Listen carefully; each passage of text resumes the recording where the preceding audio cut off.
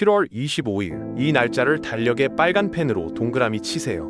강남 아파트 한 채 가진 분들, 집 두 채 가진 분들, 심지어 집 한 채만 있는데 전세 놓고 지방에 사는 분들까지 오늘 이 영상 안 보면 나중에 세금 고지서 받고 나서 진짜 후회하실 겁니다. 정부가 드디어 칼을 꺼내 들었어요. 그냥 칼이 아니에요. 양쪽이 다 날 선 쌍날검입니다. 팔아도 세금 폭탄, 버텨도 세금 폭탄. 7월 25일 세법 개정안이 그 칼날의 정확한 각도와 길이를 세상에 공개하는 날이거든요. 근데 진짜 무서운 건 따로 있습니다. 대부분의 사람들이 고지서가 날아오고 나서야 이 칼이 얼마나 깊이 박혔는지 알게 된다는 거예요. 오늘 저는 그 칼이 여러분 통장에 어떻게 꽂히는지 미리 다 보여드리겠습니다.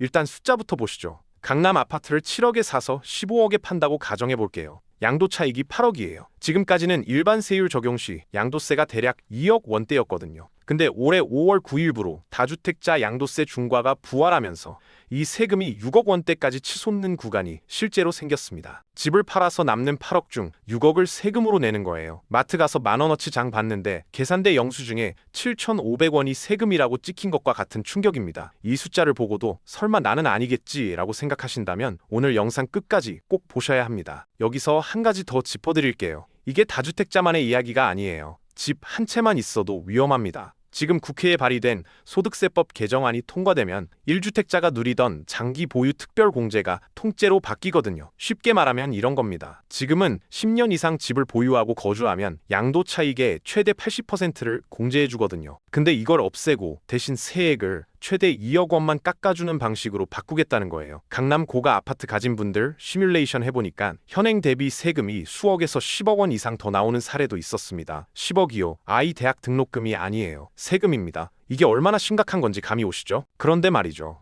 이 개정안이 지금 당장 적용되는 게 아닙니다. 7월 25일 발표, 9월에서 12월 국회 통과, 그리고 2027년 1월부터 적용이에요. 내년 얘기네 하고 넘기시는 분들이 많은데 제 관점으로는 이게 가장 위험한 착각입니다. 증여 설계하고 세무사 상담하고 실제 전략 짜는데 최소 6개월에서 1년이 걸려요. 지금 움직이지 않으면 7월 25일 이후에는 이미 늦습니다. 보일러 고장 나고 나서야 수리업체 찾는 것처럼 고지서 받고 나서 세무사 찾으면 그때는 손 쓸 방법이 없는 거거든요. 자, 그럼 왜 이렇게 됐는지 배경을 한번 보시죠. 정부의 방향성은 연초부터 이미 노골적으로 드러났습니다. 이재명 대통령이 직접 SNS에 올렸어요. 1주택이라도 주거용이 아닌 투자용이라면 장기 보유했다고 세금 감면해주는 건 이상하다고요. 청와대 관계자는 한 발 더 나가서 비거주 1주택 장기 보유 툴 공제 축소를 검토 중이라고 공식 발언했고, 국토부 장관도 라디오에서 초고가 비거주 1주택 보유세 개편은 당연히 들어간다고 못 박았습니다. 쉽게 말하면 정부가 우리 이렇게 할 거야 라고 미리 다 공표한 거예요. 예고 방송을 3번이나 한 겁니다. 여기서 잠깐 구체적으로 어떤 카드들이 준비되어 있는지 보실게요. 제가 봤을 때 3가지가 핵심입니다. 먼저 공시가격 현실화율이에요. 지금 공동주택 공시가격은 시세의 69% 수준에서 동결돼 있거든요. 이걸 90%까지 끌어올리겠다는 겁니다. 쉽게 말하면 시세 10억짜리 아파트를 세금 계산할 때 6억 9천만 원짜리로 보던 걸 9억짜리로 보겠다는 거예요. 재산세, 종부세 다 올라가죠. 그 다음이 공정시장 가액 비율 상향이에요. 윤석열 정부가 이걸 60%로 낮췄는데 다시 80%에서 100%까지 올리겠다는 거거든요. 이 2가지가 동시에 올라가면 종부세는 문재인 정부 때 수준을 넘어설 수도 있습니다. 마지막으로 비거주 1주택자 장특공 축소예요. 서울에 집 놔두고 지방에 사는 분들, 전세 놓고 본인은 다른 곳에 사는 분들이 직격탄을 맞습니다. 여러분 한번 생각해보세요. 이 3가지가 동시에 터지면 어떻게 될까요? 다주택자 입장에서는 그야말로 사방이 꽉 막히는 겁니다. 팔자니 양도세 중과로 차익의 절반 이상이 날아가고, 버티자니 보유세가 매년 치솟고, 증여하자니 증여세에 취득세까지 따라붙어요. 어디로 움직여도 손해가 나는 구조예요. 이게 왕따시키는 방식이랑 똑같습니다. 어느 방향으로 도망가도 막혀있고 결국 가장 손해가 적은 길을 찾는 수밖에 없는 구조거든요. 그러면 실제 시장에서는 지금 어떤 일이 벌어지고 있느냐? 5월 9일 중과 유예 종료를 앞두고 강남권에서는 2월 3월에 다주택자들의 급매물이 한꺼번에 쏟아졌습니다. 세금 폭탄 맞기 전에 마지막 일반 세율로 팔자는 거예요. 근데 그 물량이 4월 이후로는 거의 사라졌어요. 알짜 급매는 다 팔리고 남은 다주택자들은 오히려 매물을 거둬들이는 방향으로 돌아섰거든요. 서울 일부 지역에서는 다주택자 매물의 30%가량이 회수됐다는 추정까지 나옵니다. 신혼부부나 무주택자가 살만한 괜찮은 집들이 시장에서 점점 사라지고 있다는 뜻이에요. 근데 여기서 진짜 무서운 건 따로 있습니다. 매물이 줄면 전세도 줄어요. 다주택자가 집을 시장에 안 내놓거나 실거주 의무 때문에 전세를 못 놓게 되면 전세 물량이 급감하고 전세값이 오르는 겁니다. 전세값이 오르면 세입자들이 결국 매매로 넘어가려는 수요가 생기고 그게 다시 집값을 받쳐주는 구조가 됩니다. 세금 올려서 집값 잡겠다고 했는데 오히려 집값이 버텨지는 아이러니가 생기는 거예요. 문재인 정부 때도 똑같은 일이 있었거든요. 세금 때문에 매물이 잠기고 전세가 오르고 결국 집값도 안 잡혔잖아요. 이 역사가 반복될 가능성 제 생각에는 꽤 높습니다. 물론 반론도 있습니다. 세금이 올라가면 투기 수요가 빠지면서 집값이 떨어질 거다. 장기적으로 보면 맞는 방향이다 라는 시각이죠. 실제로 세금 부담이 커지면 버티기 힘든 다주택자들이 결국 손해를 감수하고라도 매물을 내놓을 수밖에 없는 시점이 올 수 있다는 건 맞습니다. 하지만 여기 함정이 있어요. 그 시점까지 버티는 사람은 자본이 충분한 상위층이에요. 세금 부담 때문에 먼저 나가 떨어지는 건 보유세를 감당하기 어려운 중산층 다주택자입니다. 상위층은 버티고 중산층은 밀려나고 무주택자는 전세값에 치이는 구조가 만들어지는 거거든요. 자, 그럼 앞으로 어떤 상황이 펼쳐질지 시나리오 2가지로 정리해 드릴게요. 가장 좋은 시나리오부터 보시죠. 7월 25일 개정안이 예상보다 온건하게 나오는 경우예요. 장특공은 거주 요건만 살짝 강화하는 수준에서 마무리되고 공시가격 현실화율 인상도 2028년 이후로 단계적으로 천천히 적용되는 거죠. 이 경우 시장 충격이 예상보다 크지 않고 다주택자들도 급하게 움직일 필요가 없어집니다. 관망하면서 2027년 실제 적용 결과를 보고 전략을 짜는 게 맞습니다. 반대로 최악의 시나리오를 보시죠. 장특공이 세액공제 2억 한도로 전면 교체되고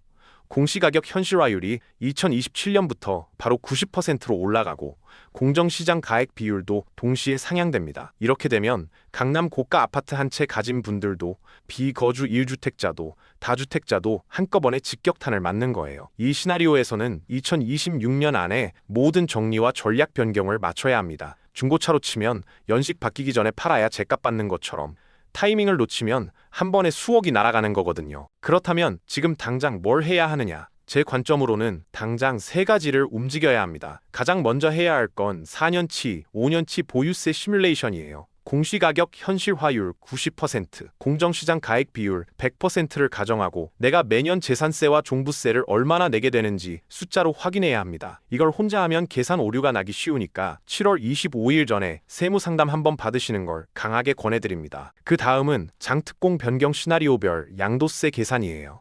현행 유지 시, 거주 요건 강화 시, 세액공제 2억 한도 전면 교체 시 이 3가지 경우에 내 집을 팔면 세금이 얼마인지 미리 계산해 놔야 합니다. 다주택자라면 수익성이 낮은 지방, 구축 물건부터 정리 우선순위를 정하고 자녀 증여 설계도 지금 바로 시작해야 해요. 설계부터 실행까지 최소 6개월에서 1년이 걸리니까 7월 25일 이후에 움직이면 2026년 안에 실행이 불가능합니다. 상상이 되시나요? 7월 25일 이후 세무사 사무실에 예약 전화가 폭주할 겁니다. 이미 3월, 4월부터 상담 문의가 폭증하고 있다는 현장 얘기가 나오고 있거든요. 지금 미리 움직이는 사람과 고지서 받고 나서야 움직이는 사람의 결과는 수억 원 차이가 날 수 있습니다. 문재인 정부 때 종부세 고지서 처음 받았을 때 이렇게 많이 나올 줄 몰랐다며 패닉 상태에 빠진 분들 기억하시죠? 그 상황이 훨씬 더 강하게 다시 옵니다. 그리고 많은 분들이 놓치는 포인트가 하나 더 있어요. 주식 투자하시는 분들도 이번 세법 개정안에서 눈 떼시면 안 됩니다. 부동산 세금만 올라가는 게 아니라 증권거래세 조정, 배당소득 과세 방식 변경, 금융소득 종합과세 기준 강화까지 같이 논의되고 있거든요. 쉽게 말하면 부동산에서 도망쳐서 주식으로 갔더니 거기도 세금이 기다리고 있는 구조예요. 어디로 도망가도 세금이 쫓아오는 겁니다. 부동산 규제가 세게 나오면 일부 자산가들이 주식이나 해외 자산으로 이동하려 할 텐데 그 출구까지 동시에 막아버리면 투자 심리 자체가 얼어붙을 수 있어요. 계층별로 이번 충격이 어떻게 다르게 오는지도 정리해드릴게요.